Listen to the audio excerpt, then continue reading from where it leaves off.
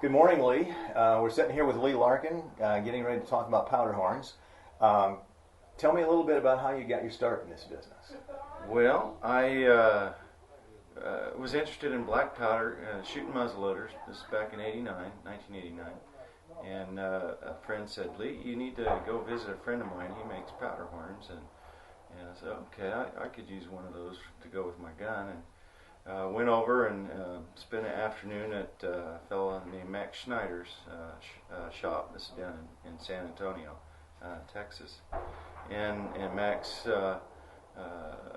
agreed to build a little powder horn for me. And about a month later, I went and picked it up and thought, man, I could probably do this. And not to denigrate any of Max's work, because it was a nice little horn, but I thought, this is something I could probably do. And I bought a couple of raw horns from him and took them home and started whacking on them and cutting on them and filing on them and scraping and all that, and finally came out with a horn and took it back to Max's a few weeks later and showed it to him, and I can't say he was just ecstatic about my work or anything like that, but he saw the genuine interest. Yeah.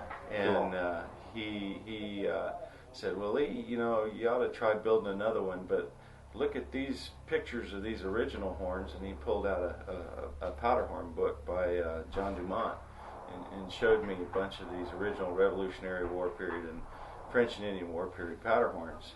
And I just instantly was attracted to them. Oh, yeah. And decided, okay, I'll give this a shot. And so went back home and got in the shop and started banging around again.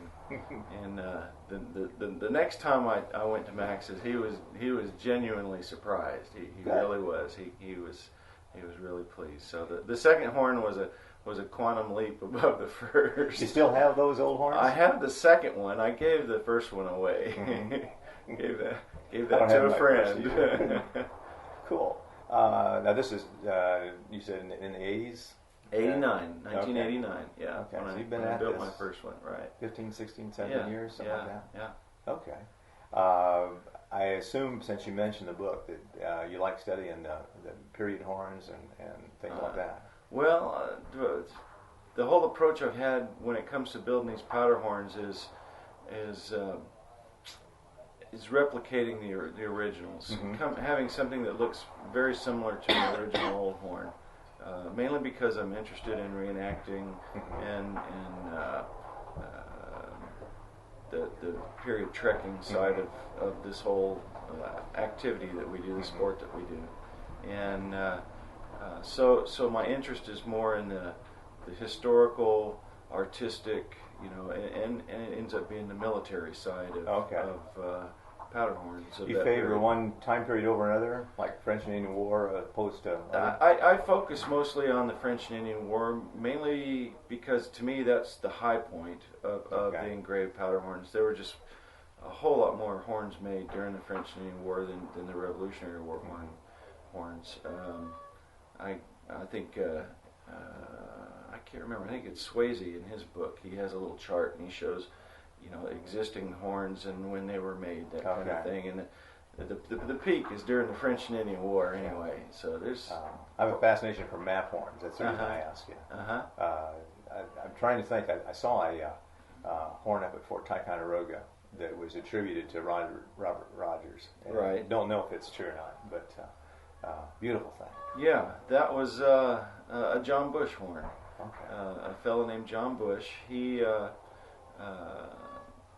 He's a free black man from Massachusetts. He was at Fort William Henry in 1755 and 56, and interesting story there. He was responsible for making quite a few horns, actually. About by my count, 7. A lot of people like to attribute a lot more to him. Okay. But some of the most beautiful work that you'll see engraved on horns was done by John Bush. He was captured at the fall of Fort William Henry in August of 1757 and taken up to Canada and put on a prison ship and sent to France, but he died in passage to France, and it's just it was a shame, but that's what became of him. That's neat history. That's something I look at the horn, but I have no clue, what's behind that. When you make horns for shooters today, do guys come in and say, "Here's what I want," or do they look at what you have and then? Little of both. Okay. Little of both. I'll have guys come in wanting a custom horn built just to their specs. Okay. And then I always keep on hand a number of horns that I've made in my shop, kind of what I call spec horns. Okay. And guys will come in and spot one on my display and pick it out and take it with them. Yeah. That kind of feels right. I like the curve. I like the way it fits. Speaking of fit, right-handed, left-handed. The right-hand, left-hand question. I wrote a little article in Muzzle Loader a few years ago about this, and so I'm kind of familiar with the question. but contemporary wearers of powder horn tend to like to wear their horn either high on the left or high on the right, and with the twist going in. And they'll call that a right or a left-hand horn depending on which side they wear it on. But when you start looking at the old original horns and really dissecting them, you find that they were actually wearing the opposite twist on the right and left side. And basically what it is the horn from the right side of the cow's head was worn on the right side at basically at belt level during the Revolutionary War and French Indian War. So we wear them a little higher than they did? Yeah, we do. Okay. Most guys do anyway. It's sort of I think it's become sort of a fad. Oh, okay. And it's what you see during the French and Indian War and the Revolutionary War, and right up to about the turn of the century when there's a big push out west in the migration, is a lower position of the powder horn on either side, on the right or left side. Especially if you're from New England, New York, Pennsylvania, even Virginia, you get down in the Carolinas and it becomes a little more confusing. But as people push out from the colonies and start going west, the horn wear sort of starts breaking down, and people they're wearing smaller horns because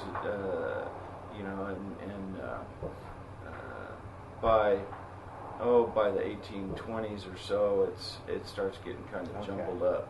People will wear the smaller horn up high and that kind of stuff. Okay. You'll see by the Civil War, you'll see pictures of old timers with powder horns strapped up high under their arms, and but that doesn't necessarily equate to what was going on in the colonies in the 1750s to 1770s. Okay.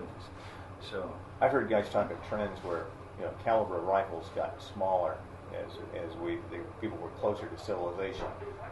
Do powder horns become larger when a guy's going on a longer trek or a longer trip?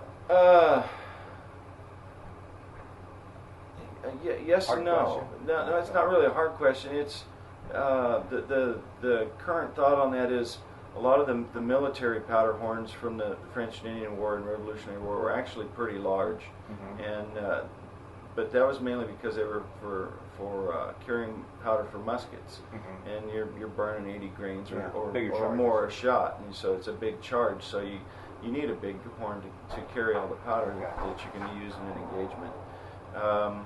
They weren't recreational, were they? Generally, no. I mean, it's a military application. I mean, there was some use for hunting, for supplying, putting food on the camp table. But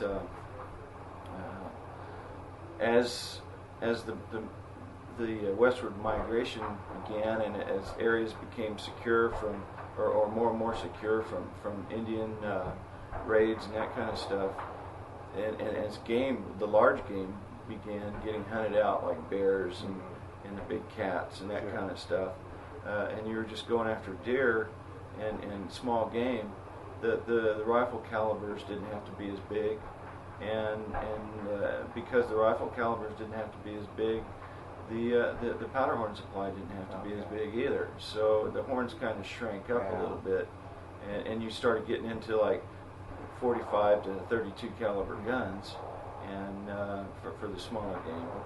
And so you didn't need as much powder per shot. And so you go out hunting rabbits for an afternoon or squirrels or something, and you might be shooting 35 grains, of powder or whack. Horn. You don't, Okay, that's a new thought to me.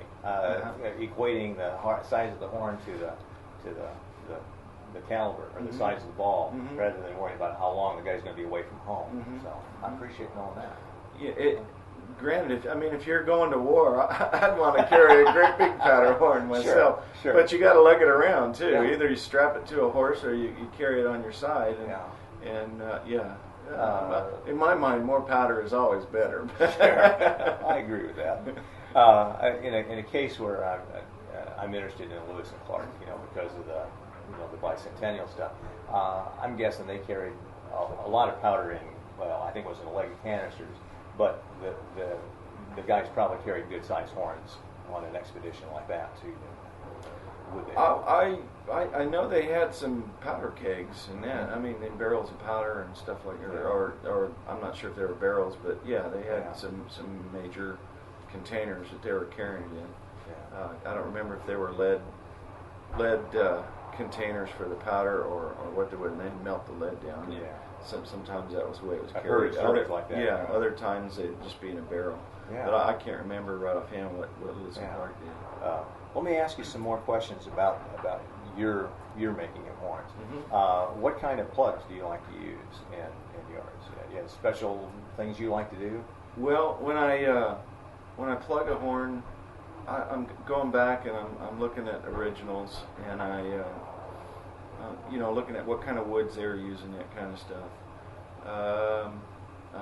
Generally, I pick out the type of wood I want to use first, and depending on if it's like a turned plug or just a simple little flat or slightly domed wood plug in the base there. Once I know what kind of plug, I'll either turn it on my lathe or I use a belt sander to rough out a lot of the just simple dome plugs, and that's just using a compass, scribing a circle on a basically about 1x4 pine or whatever it is I want to use, and which pine, by the way, is the most common wood that was used in plugs in that period. It was I bet 3/4 of the horns were done with pine. It is light and it's supple and it fit real well. Do we tend to be more decorative today? I think so. Yeah, they tried to be back then, but I think because of the